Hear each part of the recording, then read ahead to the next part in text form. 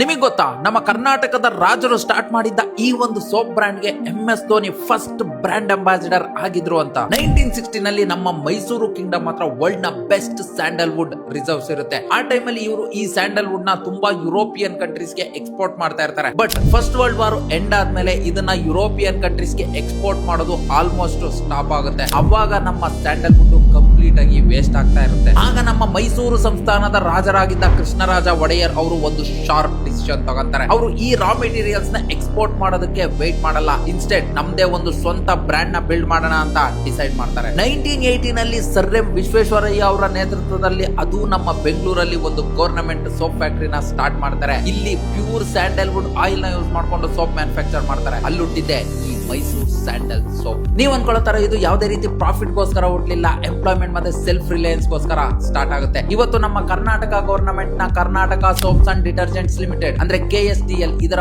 Parent company ಆಗಿ direct ಆಗಿ 1500 ಜಾಸ್ತಿ ಪರ್ಮನೆಂಟ್ ಎಂಪ್ಲಾಯೀಸ್ ಗೆ ಜಾಬ್ ಕೊಟ್ಟಿದೆ. ಅಂಡ್ ಇಂಡೈರೆಕ್ಟ್ ಆಗಿ ಈ ಸ್ಯಾಂಡಲ್ವುಡ್ ನ ಪ್ರೊಸೆಸಿಂಗ್, ಪ್ಯಾಕೇಜಿಂಗ್, ಲಾಜಿಸ್ಟಿಕ್ಸ್ ಮತ್ತೆ ರಿಟೇಲ್ ಅಂತ ಹೇಳಿ 10,000 ಜಾಸ್ತಿ ಫ್ಯಾಮಿಲಿ ಇದ್ರ ಮೇಲೆ ಡಿಪೆಂಡ್ ಆಗಿದ್ದಾವೆ. ಈ ಸೋಪ್ ಲಿಟರಲಿ ಫಾರೆಸ್ಟ್ ಇಂದ ಫ್ಯಾಕ್ಟರಿಗೆ ಅಂಡ್ ಫ್ಯಾಕ್ಟರಿಯಿಂದ ಫ್ಯಾಮಿಲಿ ಸೈಕಲ್ ನ ರನ್ ಮಾಡ್ತಾ ಇದೆ. ಇವತ್ತು ಈ KSDL ಇಯರ್ಲಿ 2,500 3,000 ಕೋಟಿ ಟರ್ನ್ ಓವರ್ ನ ಜನರೇಟ್ ಮಾಡ್ತಾ ಇದೆ. ಅಂಡ್ ನಮ್ಮ ಇಂಡಿಯಾ ಜೊತೆಗೆ 40 ಜಾಸ್ತಿ ಕಂಟ್ರೀಸ್ ಗೆ ಈ ಮೈಸೂರು ಸ್ಯಾಂಡಲ್ ಸೋಪ್ ಎಕ್ಸ್ಪೋರ್ಟ್ ಆಗ್ತಾ ಇದೆ. ಅಂಡ್ ಇನ್ನೂ ಒಂದು ಇಂಪಾರ್ಟೆಂಟ್ ವಿಷಯ ಏನು ಅಂತ ಅಂದ್ರೆ, ಈ ಸೋಪ್ ವರ್ಲ್ಡ್ ಅಲ್ಲೇ one and only 100% pure Sandalwood oil soap ಅಂತ ಅನ್ಸ್ಕೊಂಡಿದೆ. ಸಿಂಥೆಟಿಕ್ ಫ್ರಾಗ್ರೆನ್ಸ್ ಇಲ್ಲ ಅಂಡ್ ಶಾರ್ಟ್ ಕಟ್ ಫಾರ್ಮುಲಾ ಇಲ್ಲ. ಒಂದು ಟೈಮ್ ಅಲ್ಲಿ MS ಧೋನಿ ಬ್ರ್ಯಾಂಡ್ ಅಂಬಾಸಿಡರ್ ಆಗಿ ಬಂದ್ರು, ಆದ್ರೂ ಕೂಡ ಇವ್ರ ಕೋರ್ ಲಾಜಿಕ್ ನ ಚೇಂಜ್ ಮಾಡಿಲ್ಲ. ಲೆಸನ್ ಸಿಂಪಲ್ ಆಗಿದೆ, ಅರ್ಥ ಮಾಡ್ಕೊಳ್ಳಿ. ಸ್ಟ್ರಾಂಗ್ ಬ್ರ್ಯಾಂಡ್ ಅಂತ ಅಂದ್ರೆ ಜಸ್ಟ್ ಅಡ್ವರ್ಟೈಸಿಂಗ್ ಅಷ್ಟೇ ಅಲ್ಲ, ಲೋಕಲ್ ರಿಸೋರ್ಸಸ್, ಲೋಕಲ್ ಎಂಪ್ಲಾಯ್ಮೆಂಟ್ ಮತ್ತೆ ಲಾಂಗ್ ಟರ್ಮ್ ಥಿಂಕಿಂಗ್. ತಿಳ್ಕೊಳ್ಳಿ, ಯಾವ ಬ್ರ್ಯಾಂಡ್ ಜನರ ಜೀವನದ ಜೊತೆ ಕನೆಕ್ಟ್ ಆಗಿರುತ್ತೋ ಅದು ಡೆಕೆಡ್ಸ್ ಸರ್ವೈವ್ ಆಗುತ್ತೆ. ಇದು ಡೇ 16 ಆಫ್ ಸ್ಟೋರಿ ಬಿಹೈಂಡ್ ನಮ್ಮ ಇಂಡಿಯನ್ ಬ್ರ್ಯಾಂಡ್ಸ್. ನೆಕ್ಸ್ಟ್ ಯಾವ ಬ್ರ್ಯಾಂಡ್ ಸ್ಟೋರಿ ಬೇಕು ಅಂತ ಕಮೆಂಟ್ ಮಾಡಿ. ಅಂಡ್ ಇದೇ ತರ ಇಂಟ್ರೆಸ್ಟಿಂಗ್ ಸ್ಟೋರೀಸ್ಗೆ ನಮ್ಮ ಮಾರ್ಕಿ ವಿಚಾರ ಪೇಜ್ ನ ಫಾಲೋ ಮಾಡ್ಕೊಳ್ಳಿ ಅಂತ ಹೇಳ್ತಾ